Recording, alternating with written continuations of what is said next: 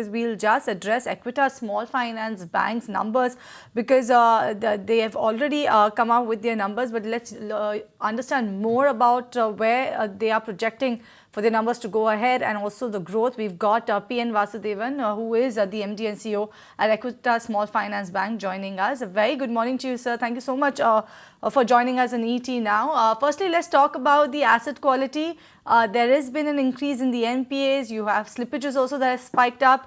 Flood was one of the reasons, but apart from that, we also saw an uptick in your NPAs in the microfinance business. Are you envisaging any stress building up for the coming quarters as well in that particular segment? See, actually, our normal levels of NPA pre-COVID has been around the 2.5% level. And in second quarter, first quarter, it was just about 2.6. In the second quarter, we actually did one ARC sale, and because of that, the NPA had come down to 2.12%. In the third quarter, the NPA normalized a little bit. It went to 2.29%.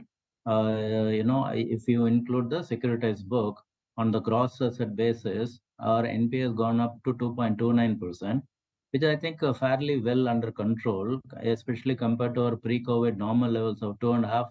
We believe that our NPA is quite under control.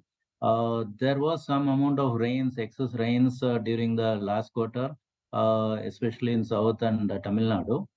That did have some impact on the collections, but that is very seasonal and it keeps happening all the time. So that is not something that is new to us or something that we are experiencing for the first time. So the seasonal rains and seasonal impacts are something very normal. And but our overall NPA remains within our comfort zones of the pre-COVID levels of around 2.5%.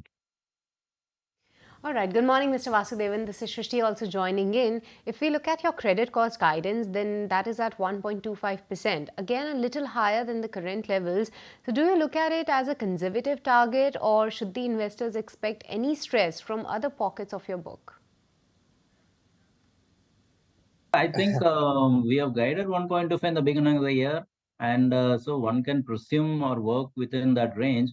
As I mentioned, the actual credit cost in the first 9 months is much lower, and so we should hopefully end up at a level which is less than 1.25 for the full year, even though we had guided 1.25 in the beginning of the year.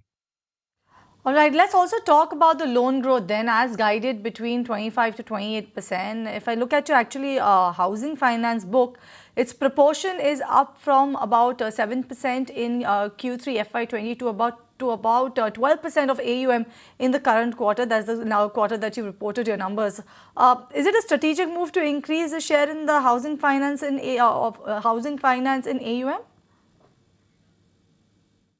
So overall, our advances growth has been around 32% for the first 9 months. And yes, we have guided for a 25 to 28% growth for the full year because we do have a larger base effect in the last quarter of last year. And so we do expect that even though the growth should be strong, but percentage might come down because of the base effect. Within the advances portfolio, if you see, our small business loan is the largest, which is around 37%. Then vehicle finance follows that, which is around 25%, and microfinance, which is about 18%. So these are all kind of mature portfolios. They have been there for a long time in the company now, and so they're kind of maintaining their contribution levels.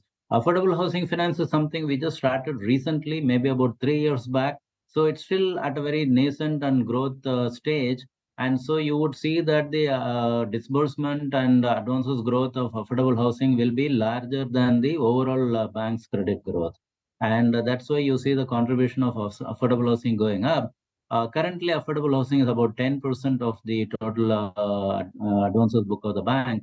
And we expect that over a 5-year period, I mean, I'm talking of a little bit longer term, 5-year period, we should be looking at affordable housing contributing almost around 15%. All right, Mr. Vasudevan, if your NIM target for FY24 is at 8.5% and possible exit at 8.25% on the lower side. So between these two, do you see any levers for NIMs to move more towards the upper end of the guidance in Q4? Yeah. So as far as the NIMs are concerned, in the beginning of the year, we had mentioned that our exit NIM for the fourth quarter could be around the 8.25% level, and the NIM for the overall year, the full year, could be around 8.5%. That's what we had kind of expected and guided in the beginning of the year, and I think we are fairly playing close to whatever we had guided. The NIM for the exit third quarter was 8.36%. It might drop down by another few more basis points in the fourth quarter, so that 8.25 or just around that is something very, very, very likely. And the overall NIM for the 9 months so far has been around 8.56%. So it might marginally drop to that 8.5. So I think what we guided in the beginning of the year is really playing out more or less in line with our expectations. And so, as I mentioned, if the interest rates remain where they are today and do not really go any further up, then we might see over the next 3-4 quarters, we might see a reversal of the effect that we have been seeing for the last 1 year. Right. And lastly, Mr. Vasudevan, let's talk about your Kasa ratio. If you could tell us about your bank particularly, given that the industry is actually seeing a downtick in Kasa, how do you actually see this actually reflecting or auguring for your bank? Okay, so as far as the CASA is concerned, yes, for the first time in the third quarter, we are able to hold our CASA percentage. It has been coming down steadily over the last 4 or 5 quarters. We were at a peak of 51% at some point in time long back, and it had been coming down. For the third quarter of this year, finally, we have managed to hold the CASA percentage at the same 33% level as the previous quarter.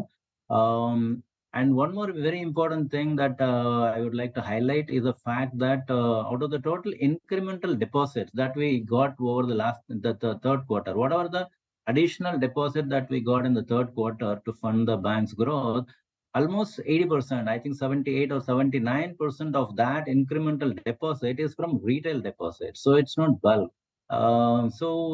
We have been able to significantly improve our retail deposit mobilization, and almost 78-79% of all our incremental deposit, which is helping to fund the growth of the bank, has actually been coming from the retail deposit. So I think that's something that we feel very comfortable with. All right, with this, we'll let you go on that. Thank you so much, Mr. Vasudevan, for joining us today and helping with the growth outlook for the bank in the times ahead. But with this, viewers, it's time to slip into a very short break. But